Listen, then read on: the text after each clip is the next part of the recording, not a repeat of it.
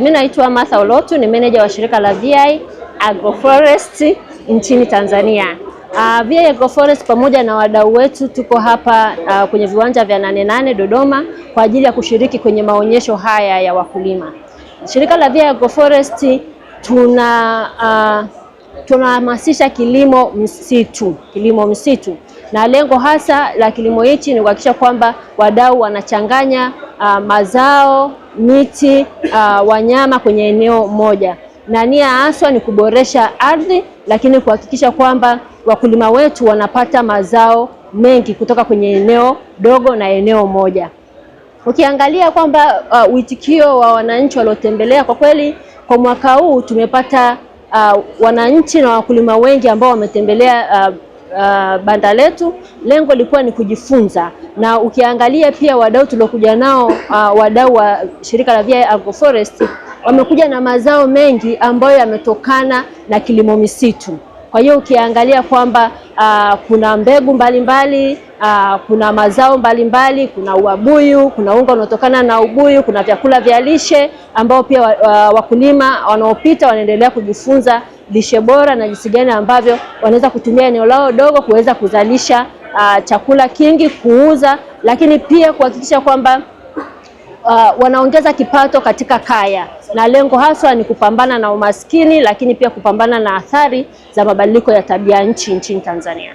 Mwezi wa 10 tumeandaa kongamano kubwa, na kongamano la kilimo msitu ambayo itafanyika pale Bweri Musoma, na kongamano hili ni kongamano letu la 11.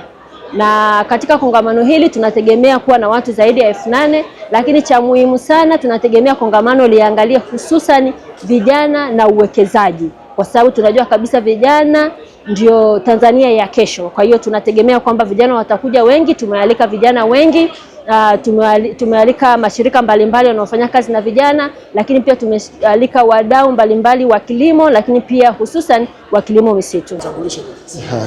Kwa jina naitwa Mzee Abdalla Ramadhani Mkindi.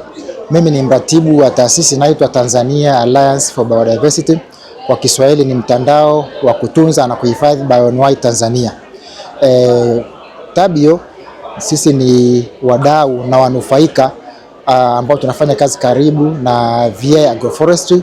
Kwa kupitia VI Agroforestry tunatekeleza mradi ambao unachangia katika kutekeleza programu kuu ya VI unaitwa Asili B.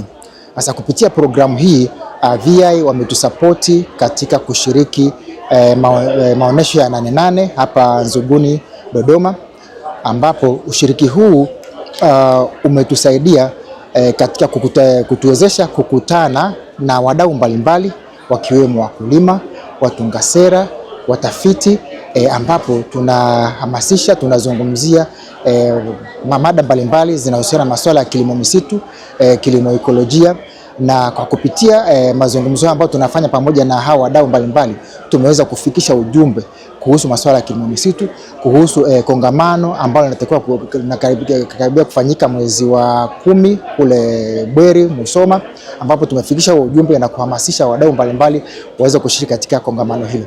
Vile vile tumeweza kushirikisha teknolojia mbalimbali za masuala ya kilimo misitu ambazo tunazifanya pamoja na wanufaika kule mashinani ambao tunafanya kazi na katika mradi wa VI Agroforest.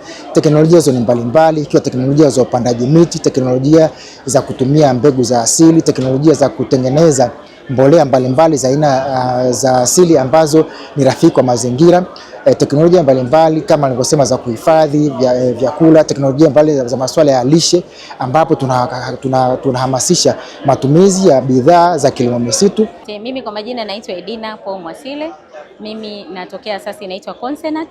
Consonant sisi ni wadau wa bia wa VI Agroforestry hapa nchini Tanzania, na tunashukuru sana, ni miongoni mwa wadau ambao tumeshiriki na VI Agroforestry 88 katika kuhamasisha masuala ya kilimo misitu, ambayo ni fursa pekee pia tunapata nafasi ya kuweza kuambia wananchi ama kuwapa uelewa wananchi kuhusu masuala ya kilimo misitu na namna gani kilimo misitu kinachangia katika kuhifadhi afya ya udongo, lakini pia kukabiliana na mabadiliko ya tabia nchi, na la muhimu zaidi ni katika kusaidia uongezeko ama upatikanaji wa chakula katika kaya, na hivyo kusaidia kukabiliana na changamoto za upungufu wa chakula katika kaya. Kwa hiyo ni fursa ya kipekee sana ambayo tumeipata kama wadau wa lishe, kwa sababu miongoni mwa changamoto ambazo wananchi pia wanakumbana nazo katika masuala ya kilimo ni kuwa na changamoto za matatizo ya lishe, ambayo fursa hii inampa kila mmoja aliyeshiriki kuweza kujifunza kilimo na masuala ya lishe kwa pamoja.